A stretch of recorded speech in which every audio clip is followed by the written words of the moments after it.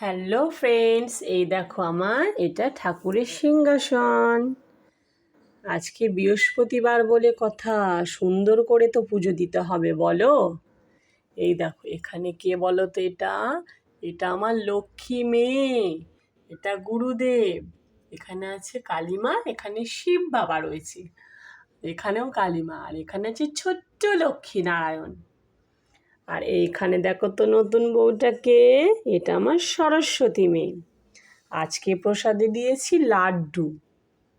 বলো তো তোমরা কেমন হয়েছে আজকের পুজো দেওয়াটা।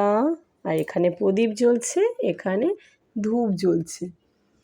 এসো মা লক্ষ্মী বসো ঘরে, আমারই ঘরে থেকো আলো করে, শঙ্খ বাজিয়ে তোমায় ঘরে এনেছি, সুগন্ধি